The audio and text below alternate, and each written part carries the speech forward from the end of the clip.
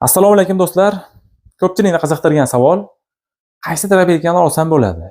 3 kilovatli yaxshimi? 5 kilovatlimi yoki 6,5 kilovatli yaxshimi? Alyumin motor yaxshimi yoki mis motor yaxshimi? Shu kabi savollarga bugungi videomizda javob berishga harakat qilamiz. Videoni oxirigacha ko'rib, videoga like bosishni unutmang. Agar kanalimizda yangi bo'lsangiz, obuna bo'lish tugmasini bosib, obuna bo'lish esdan chiqmasin. Bo'lmasam biz boshladik.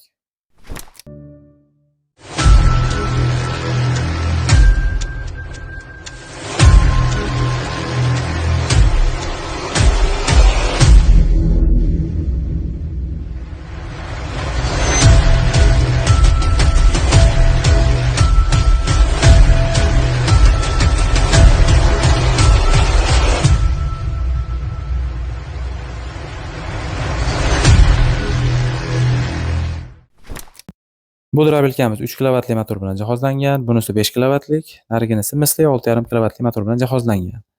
Endi motorlar haqida aytadigan bo'lsak, 3 xil motordan foydalanamiz. 2 xil alyuminli, bittasi misli.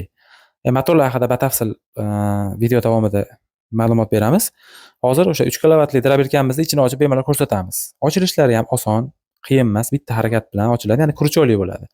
Xo'p, endi ichlariga keladigan bo'lsak, deyarli hamma drobelikamizni ichlari bir xil bo'ladi. Qalin 21 ta segmentlarli pichoq bilan jihozlangan bo'ladi. Trubalariga keladigan bo'lsak, ya'ni pichoq aylanadigan trubasi 400 li diametri, qalinligi bo'lsa 8 li trubadan foydalanamiz. Bu yerda asosiy farq qiladigan joyi mahavigida bo'ladi, ya'ni yupqaroq 6 li listdan foydalaniladi mahavigi. Motori o'sha 3 kilovatli motor bo'ladi. Kilogrammi bo'lsa, mahavida 5-5,5 kilo chiqadi motorning kilogrammi. Trubalari o'sha qalin trubadan bo'ladi. Deyarli hamma drobelikimizga 21 tadan pichoqdan foydalanamiz. O'sha boya aytganimizdek, ochib yopilishlari ham qulay. Masalan, gayka botli emas, orqasida kurchoy bo'ladi. Bemalol o'sha kurchoydan bitta harakat bilan ochib yopsanglar bo'ladi. Qiyinchilik tug'dirmaydi. Xo'p, endi 5 kilovatli motor bilan jihozlangan drobelikimizga keladigan bo'lsak, bu ham korpuslari bir xil. Endi farq qiladigan joyini hozir sizlarga aytib o'taman. Ichida asosiy farq qiladigan joyi mahavigida bo'ladi. Mana trubalari ham bir xil, pichoqlari ham bir xil, 21 ta segmentlarli pichoq bilan jihozlangan bo'ladi. Bu yoqdan ko'rsatadigan bo'lsak, qalin 10 kilogramli mahaviy bilan jihozlangan bo'ladi. Narigi drobelikamizdagi mahaviy 3 kilovatli motor bilan jihozlangan va mahaviga 5 kiloli bo'ladi. Bunisi 10 kiloli mahaviy bo'ladi, ya'ni qalinroq bo'ladi, og'irroq bo'ladi.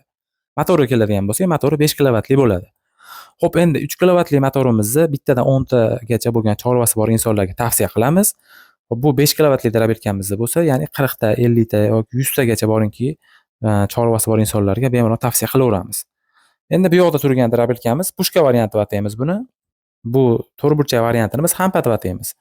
Hozir pushkali variantli drobelikamizni ichlarini ko'rsatamiz, ya'ni mis motor bilan jihozlangan drobelikamiz. Xo'p, buni qulayliklari yonboshlatib chiqarsanglar ham bo'ladi, yoki bir joydan ikkinchi joyga siljitish kerak bo'lsa, ikkinchi odam kerak bo'lmaydi. Ko'tarib bu yoqqa siljitish uchun buni bemalol aravacha qilib, yetalab xohlagan joylarga siljitib qo'ysanglar bo'ladi.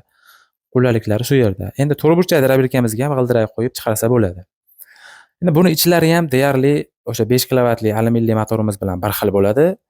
Masalan, pichoqlari 21 tadan bo'ladi. Asosiy farq qiladigani buni motori, ya'ni 6,5 kilovatli misli motor bilan jihozlangan bo'ladi.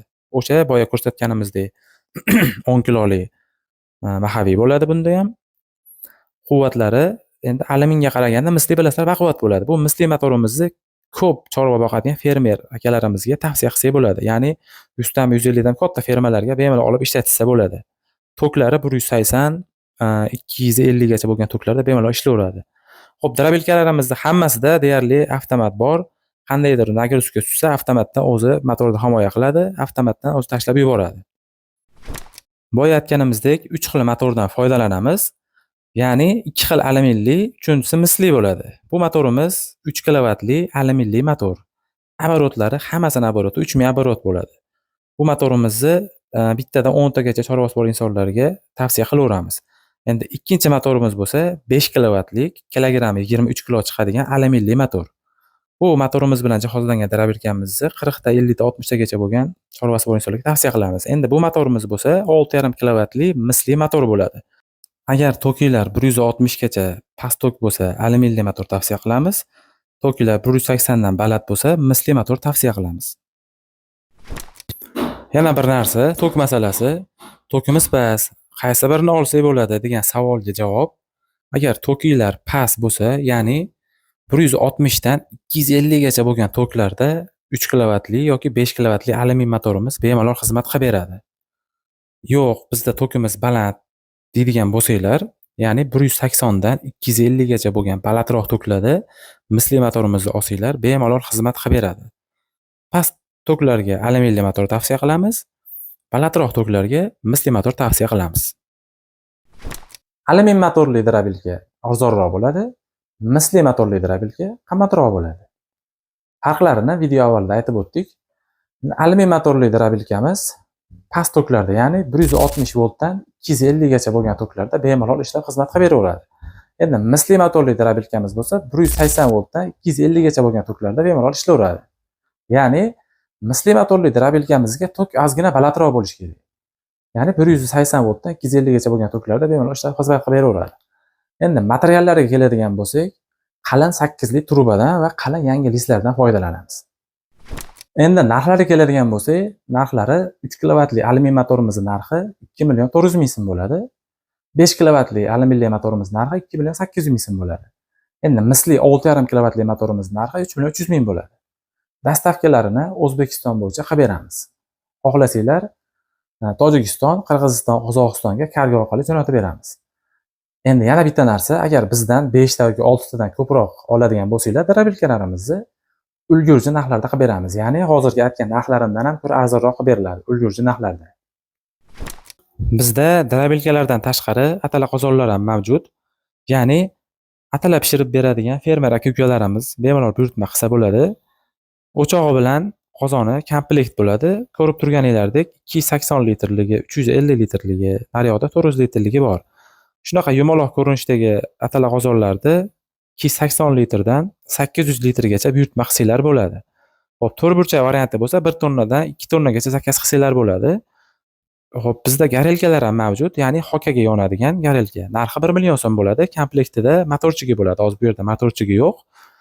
Avvalgi videolarimizda yoqqanlarini ko'rsatganmiz.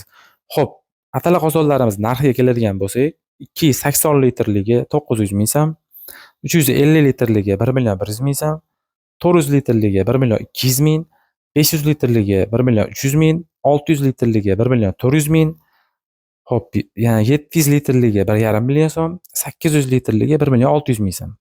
Dastavkasini kelishilgan holatda, boya aytgan narximiz dastavkadan tashqari narx. Dastavkalarini O'zbekiston bo'yicha kelishilgan holatda yetkazib beramiz. Kimga qaysi drabilka mos keladi? Kichik xo'jaliklar uchun 3 kilovatli alyuminli motorli drabilkamizni tavsiya qilamiz. Ya'ni bittadan 10 tagacha bo'lgan chorvasi bor insonlarga 3 kilovatli drabilkamizni tavsiya qilamiz. Endi ko'proq chorva boqadigan fermerlar uchun bo'lsa 5 yoki 6,5 kilovatli drabilkamizni tavsiya qilamiz. Biz bu drabilkalarni O'zbekiston bo'yicha yetkazib beramiz. Bundan tashqari Tojikiston, Qirg'iziston, Qozog'istonga ham kargo orqali yetkazib beramiz. Bemalol pastdagi raqamlarimizga aloqaga chiqib buyurtma bersanglar bo'ladi. Agar O'zbekistondan tashqarida bo'lsanglar, pastdagi raqamlarimizda Telegram, WhatsApp mavjud. Telegramdan yoki WhatsAppdan aloqaga chiqib buyurtma bersanglar ham bo'ladi. Buyurtma bersanglar hisob uylargacha yetkazib beramiz. Demak, endi tanlov sizda. Qaysi drabilka sizga mos keladi? Alyuminlimi yoki mislimi? Savolinglar bo'lsa, bemalol kommentariyada yozib qoldiringlar. Videoga like bosib, kanalimizga obuna bo'lish esdan chiqmasin. Aytgancha, kanalimizdan uzoqlashmanglar, chunki hali ko'plab foydali videolar oldinda.